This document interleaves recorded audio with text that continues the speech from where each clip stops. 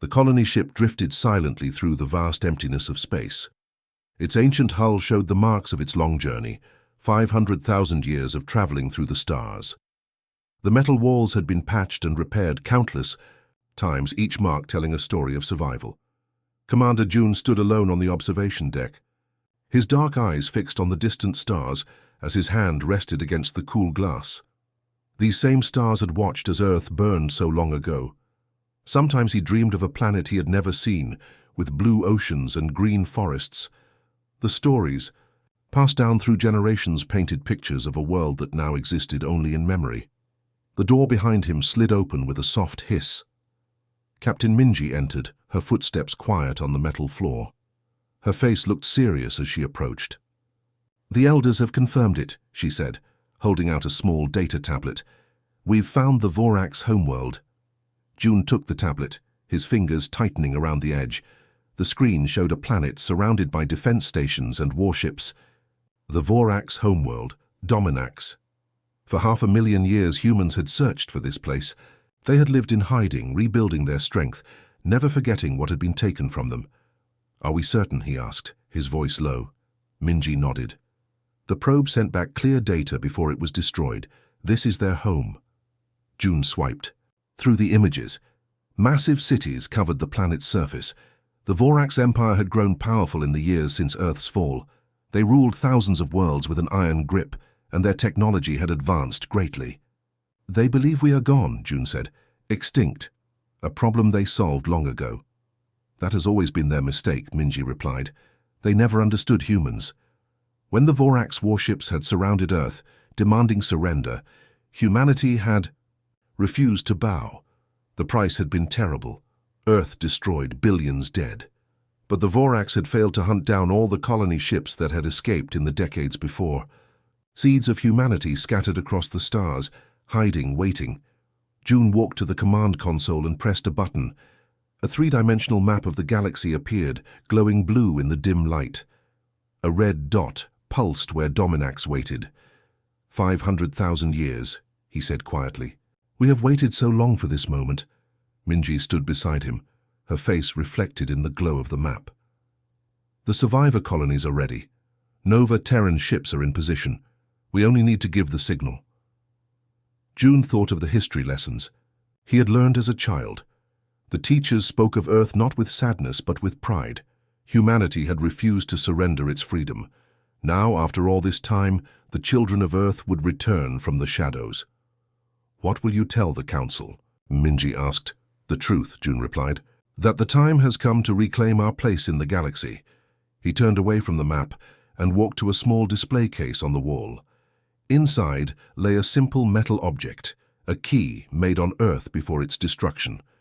It had been passed down through his family for countless generations, a reminder of what was lost. "The Vorax believe they ended our story," he said. "They never thought to look for the seeds scattered across the galaxy before the fall. They thought the story of humanity ended with Earth. They were wrong." The ship's communication system chimed softly. A voice spoke through the speakers. "Commander, the Council is assembling. They await your presence." June nodded to Minji. "It's time." They walked together through the curved hallways of the colony ship. People stopped and moved aside, watching with hopeful eyes. Everyone knew what the discovery of Dominax meant. For generations, they had lived in hiding, building their strength, preserving their knowledge, always with one goal, to one day face those who had destroyed their home. The council chamber was filled when they arrived. Representatives from all the human colony worlds sat in a circle, their faces solemn. Some wore the simple clothes of farmers, others the uniforms of soldiers. All were descendants of those who had escaped Earth's destruction. June stood in the center of the room. He looked at each face before speaking. "For 500,000 years we have remembered. We have built our strength. We have waited." His voice grew stronger. "Today I can tell you that we have found the Vorax homeworld." A murmur went through the room. Eyes showed both fear and determination. "Assemble the team," June said firmly. "Operation Nemesis begins now." The stealth vessel Nemesis glided through the darkness of space. its special hull absorbing sensor scans instead of reflecting them. The ship moved like a shadow between the stars, unseen by the massive Vorax defense grid that protected their territory. Inside the war room, the air felt heavy with tension. Tactical Officer Day stood before the crew, pointing at the holographic display that filled the center of the room. The blue light from the display cast strange shadows on the faces of the 20 humans gathered there. "Our intelligence suggests the Vorax have grown complacent," Day explained, his voice steady despite the danger of their mission. "They believe humanity died with Earth. No Vorax patrol has encountered humans for over 300,000 years. The to-be." Holographic display shifted, showing the massive Vorax fleet. Their ships looked like giant insects made of metal, with sharp angles and glowing red engines. There were hundreds of them, patrolling in perfect formations. Their defense systems are designed to detect large invasion forces, Day continued. "Not a single stealth ship. We can use this to our advantage." Engineer Sook moved to the front of the room. Her hands moved quickly as she checked her equipment one last time. The small woman had spent 15 years helping to design the Nemesis. No one understood the ship better than she did. "The Nemesis can slip past their detection grid," she said, running her fingers over the control panel. "But we'll only have one chance. If they spot us, every ship in this sector will hunt us down." Commander June watched his crew carefully. Each person in this room represented the best of humanity, the culmination of 500,000 years of planning and preparation. They were the descendants of those who had escaped Earth's destruction, carrying the memory of their lost home through countless generations. "Show me their capital world again," June ordered. The hologram changed to display the Vorax homeworld. Unlike Earth, it had no blue oceans or white clouds. The planet was covered in massive cities that glowed with red and orange lights. Giant space stations orbited above, connected to the surface by massive elevators. "Their central command is here," Day said, pointing to a large structure near the planet's equator. "All Vorax military operations are controlled from this building. Their entire empire depends on it." June studied the image carefully. The Vorax had built their empire on the ashes of Earth, using humanity's destruction as a warning to other species who might resist their rule. Throughout the galaxy, the story of Earth's fall was told to frighten other civilizations into submission. The Vorax consider themselves the masters of the galaxy, June said, his voice growing quiet. "They believe they ended our story 500,000 years ago. They've forgotten what humans are capable of when backed into a corner." He looked around the room, meeting the eyes of each crew member. These were not just soldiers. They were the guardians of humanity's future. 500,000 years ago, they took everything from us, June said. His hand rested on the ancient Earth key he wore around his neck. "Now we take it all back." The crew remained silent, the weight of history heavy on their shoulders. For generations, their ancestors had lived in hiding, building their strength, preserving their knowledge and waiting for this moment. "We'll reach their outer defense perimeter in 6 hours, Captain Minji announced from her position near the door. All crew should prepare for silent running protocols. As the meeting ended, the crew dispersed to their stations. The Nemesis continued its silent journey toward the heart of the Vorax Empire. Inside its hull, 20 humans carried the hopes and dreams of their entire species, and the memory of a blue planet that had been lost long ago. The underground cavern stretched deep beneath the surface of Dominax, far below the towering cities of the Vorax. The air smelled of mineral water and electricity. Lights hung from the rocky ceiling, casting a soft blue glow over the gathering. June and his team stood in the center of the large open space. Around them gathered representatives from a dozen different species. They looked nothing like humans. Some had scales, others tentacles, and a few glowed with their own internal light. But in their eyes, June saw something familiar. The look of those who had suffered too long under the rule of others. The hidden resistance network had existed for thousands of years, passed down through generations. These were the children of those who had refused to bow to the Vorax. They met in secret places like this, planning small acts of defiance, keeping hope alive. "Is it true?" asked a tall, thin being with skin like polished stone. "Are you really humans?" Whispers spread through the crowd. Many of the gathered representatives had never seen a human before. To them, humans were just stories, tales of a species that had dared to stand against the Vorax and paid the ultimate price. "Impossible," whispered a diplomat with green skin and long tentacles, where arms should be. "The humans were eradicated. It's what the Vorax tell all worlds who resist." The room grew quiet. All eyes turned to June and his team. The story of Earth's destruction had been used by the Vorax for hundreds of thousands of years, a warning to those who might consider fighting back. Suk stepped forward. The small engineer looked out of place among the alien beings, but her voice carried clearly through the cavern. "We survived," she said simply, "and we've been preparing." The crowd shifted nervously. Some moved closer while others backed away. "How?" asked the stone-skinned being. "The Vorax destroyed your planet. They show the recordings to every world they conquer." "They destroyed our planet," June confirmed. "But some of us had already left. We scattered across the stars, hiding, watching, building our strength." A being with 4 arms and glittering scales moved through the crowd.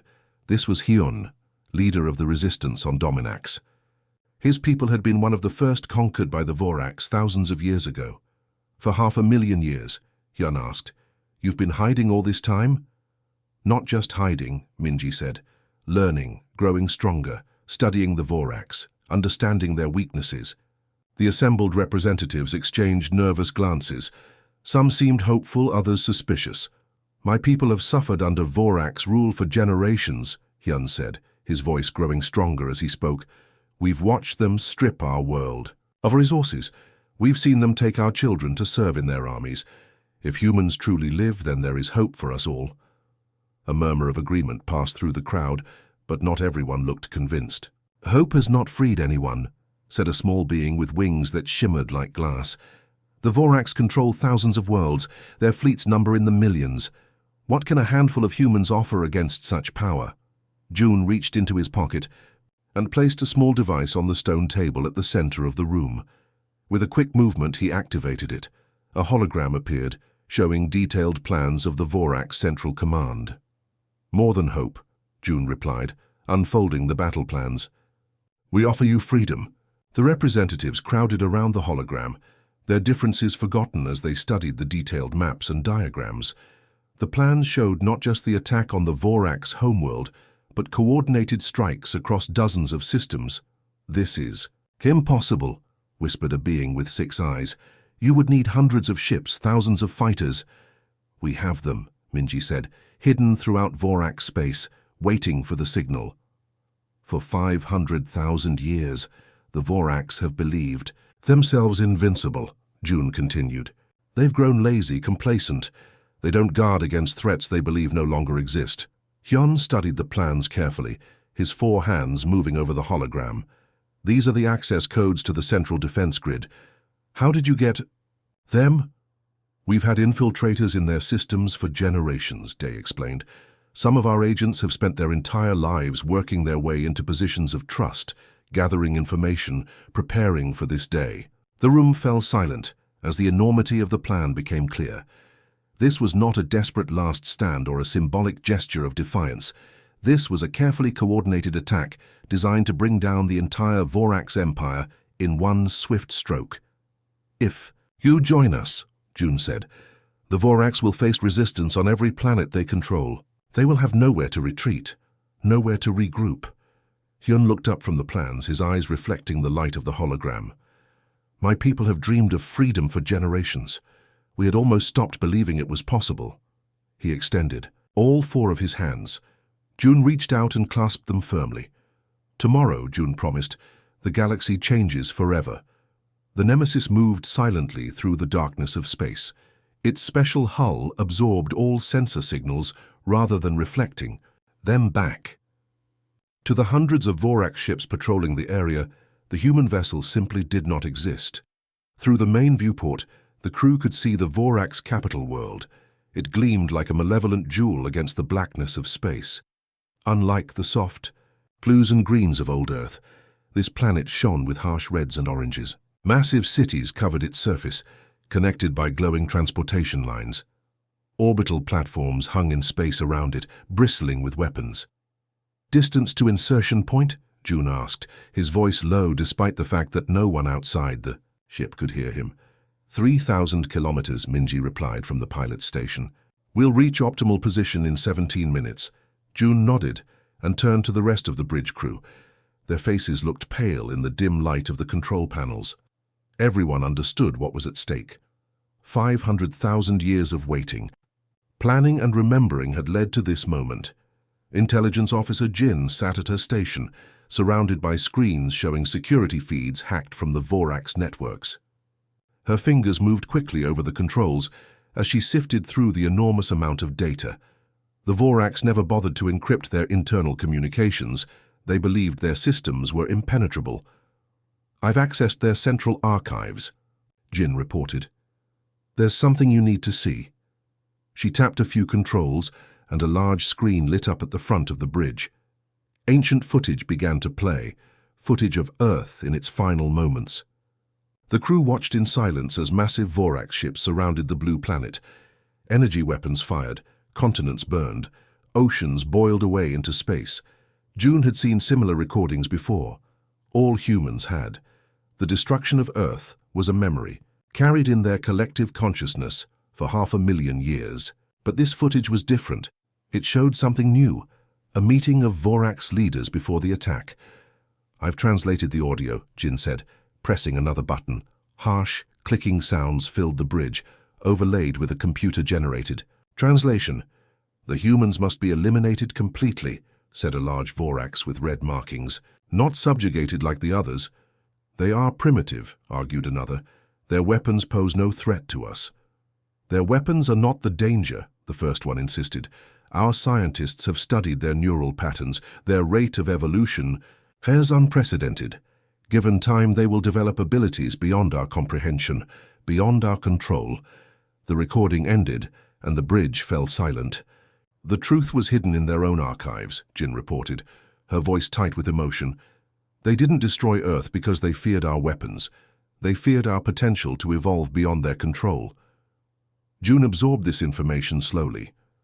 Humanity had believed for 500,000 years that Earth was destroyed as an example to others, a show of Vorax power. Now they knew the truth. The Vorax had been afraid of what humans might become. They were right to be afraid, he said quietly. Day approached with a small metal device, the neural disruptor. It had taken human scientists centuries to develop, based on fragmented knowledge of Vorax technology. Its design was elegant in its simplicity. It would emit a specific frequency that would temporarily paralyze the Vorax Central Command Network. The disruptor is ready, Day reported, showing June the timer display. Once activated, it will temporarily disable their command network. Every ship, every soldier dependent on central control will be paralyzed for exactly 7 minutes. 7 minutes isn't much time, Minji observed from her station. It's all we need, June replied. The resistance forces across the Empire are ready. When the Vorax fleet freezes, they'll launch simultaneous attacks on every occupied world. He looked at each member of his crew. These were the descendants of those who had escaped Earth's destruction. For countless generations, they had lived with a single purpose, to one day strike back against those who had taken everything from them. Final. Approach, Minji announced, entering low orbit.